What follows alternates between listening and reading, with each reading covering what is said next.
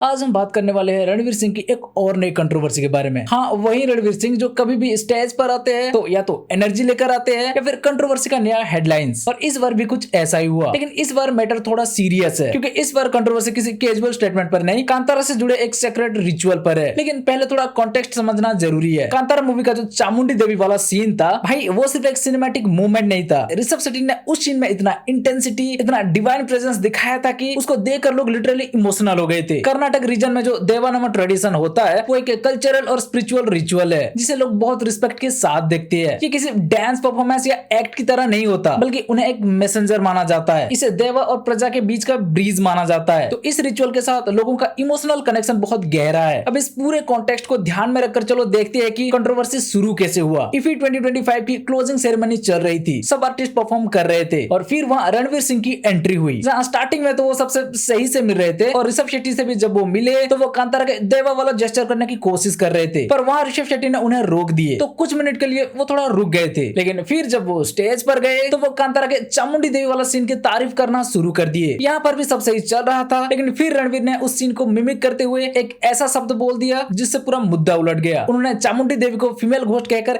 एक ऐसा एक्सप्रेशन दिए जिसे देखकर आपको लगेगा वो ऋषभ शेट्टी की तारीफ नहीं बल्कि मजाक उड़ा रहे हैं। और ये वही मोमेंट था जहां सब कुछ नॉर्मल से कंट्रोवर्शियल मोड में फ्लिप हो गया, क्योंकि जहां देवा को कर्नाटक में डिवाइन प्रोटेक्टर माना जाता है, कोई घोस्ट वर्ड उसके बिल्कुल उल्टा अपमानजनक समझते हैं और इसका अर्थ भी गलत है। भाई सच में ये काफी सेंसिटिव है क्योंकि ये कल्चरल फेस से जुड़ा है। तो भाई रणवीर के ये स्टेटमेंट जैसे ही वायरल हुआ, सोशल मीडिया में लोगों का रिएक्शन तेजी से आना शुरू हो गया। कांतारा के फैंस, कल्चरल ग्रुप्स और कर्नाटक रीजन के लोगों ने इसे सेक्रेट ट्रेडिशन का इंसल्ट माना और धीरे धीरे बैकलैश सिर्फ आउटरीच तक नहीं बल्कि ऑफिशियल कंप्लेंट तक पहुंच गया। हिंदू जन जागृति समिति ने रणवीर के खिलाफ कंप्लेंट फाइल कर दी। डायरेक्ट एलिगेशन ये किया गया कि उन्होंने चामुंडी देवी के रिचुअल को घोस्ट कहकर रिलीजियस सेंटिमेंट्स हर्ट किए हैं। तो होना क्या था आखिर में? इस प्रेशर के बाद रणवीर सिंह को पब्लिक अपोलॉजी देनी पड़ी, जिन्होंने स्टेटमेंट में कहा कि उनका इंटेंशन कभी डिसरिस्पेक्ट करना नहीं था। उन्होंने कांतारा और ऋषभ शेट्टी के परफॉर्मेंस को बस अप्रिशिएट करने की कोशिश की थी और अगर उनके वर्ड से किसी को भी हर्ट हुआ हो तो वो सिंसियरली माफी चाहती है। भाई सच बताए तो रणवीर सिंह के नेचर ही ऐसा है, एनर्जेटिक, स्टेज पर थोड़ा ज्यादा फ्लो में रहने वाले, इसीलिए इनको लेकर मीडिया में चर्चा चलती रहती है। यहाँ भी ये पॉसिबल है कि उन्होंने जानबूझकर नहीं बोला हो सकता है उन्होंने कांतारा मूवी पूरा देखा ना हो सकता है वो सिर्फ देवा के क्लिप देखा हो और बस तारीफ की पुल बांधना स्टार्ट कर दिया हो और शायद उन्हें देवा और घोस्ट के बीच की डिफरेंस पता ही ना हो। इतना तो सबको पता होता है भाई, लेकिन फिर भी मतलब वो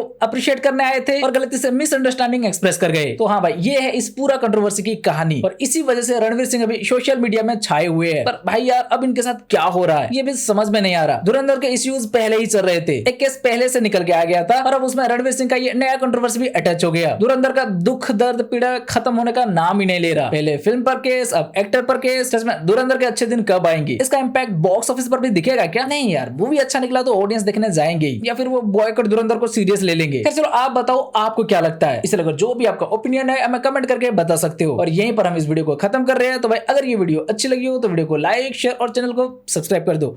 चलो फिर मिलते हैं अगले वीडियो में। बाय।